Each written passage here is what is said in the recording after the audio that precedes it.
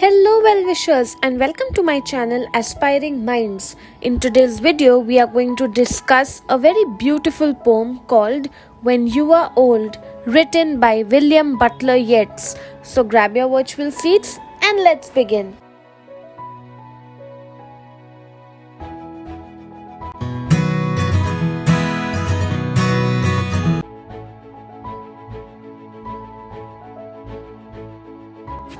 You must be wondering how has suddenly the locale shifted from England to Ireland. That is because William Butler Yeats was an Irish poet and he was one of the most important figures of the 20th century. He was a key figure in the Irish literary movement. He was the co-founder of the Abbey Theatre.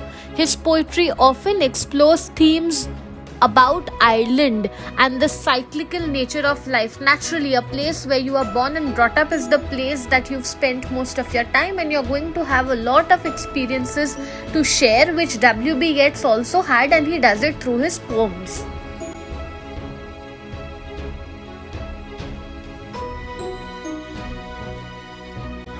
When You Are Old is a part of W.B. Yeats's poetry collection called The Rose, which was published in the year 1893.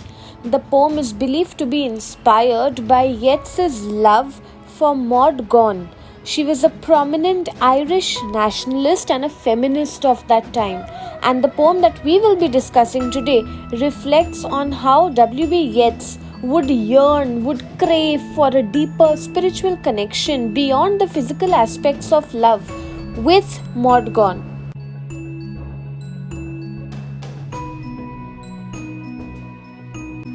Now, the central message of the poem revolves around the fact that physical beauty is temporary and ultimately you need to value true spiritual love. Yeats reflects on the inevitable effects of aging and suggests that genuine love must appreciate the inner self, making one feel about oneself as a pilgrim soul rather than mere extreme external attractiveness.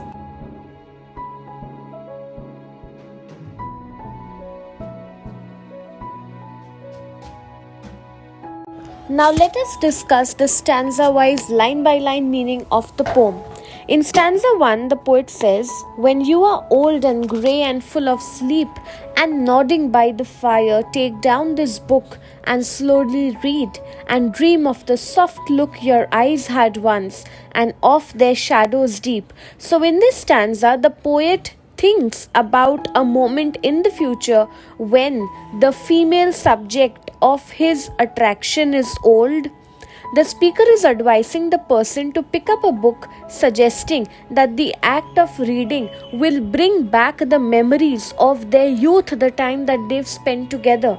The soft look and shadows deep in the eyes imply or suggest a sense of youth which is lost now, but yet it has a deep emotional impact on the person.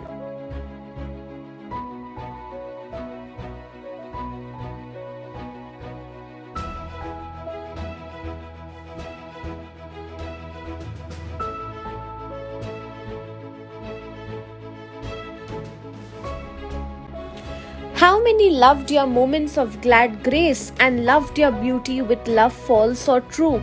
But one man loved the pilgrim soul in you and loved the sorrows of your changing face. So in the second stanza, the poet reflects on the lover or the subject's past, highlighting how many people were there who admired her, yes, for her physical beauty, but they were not sincere or loyal with her in showing their love and affection. The poet over here emphasizes on the rarity of a love that goes beyond surface and connects with the inner self, the pilgrim soul, and even embraces the difficulties which are reflected in the changing face. That is, a person's outward appearance may change, the beauty may fade, but for the poet, the love remains fixed and constant. And that, according to the poet, is what true love is supposed to do.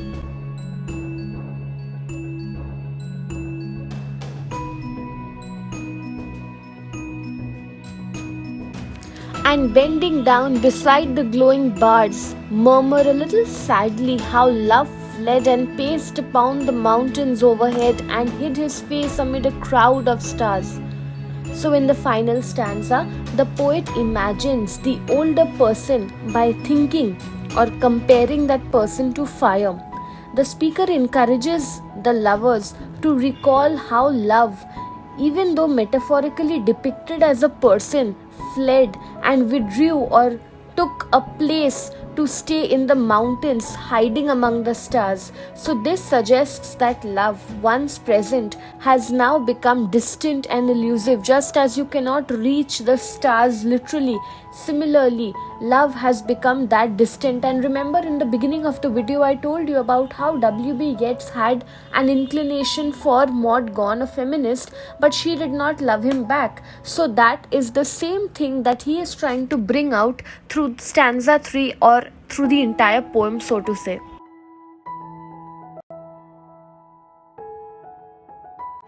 So we see that the poem explores how physical beauty is something that is very, very temporary and it is subject to age. As one ages, physical beauty diminishes. So you need to find love and attraction by falling in love with the person's inner beauty, right? It also talks about spiritual love. So the poem suggests that true love transcends or goes beyond the physical and connects with the spiritual essence of a person.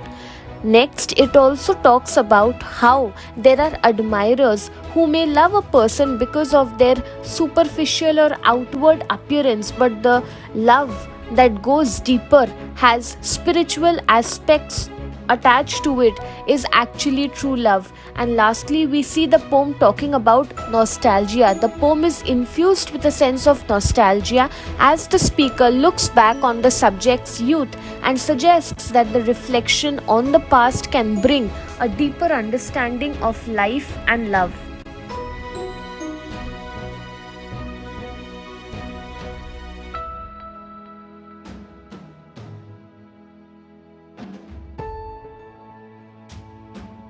So that's it from this video. I hope you liked it. Do hit the like button. Subscribe to my channel for more such future updates.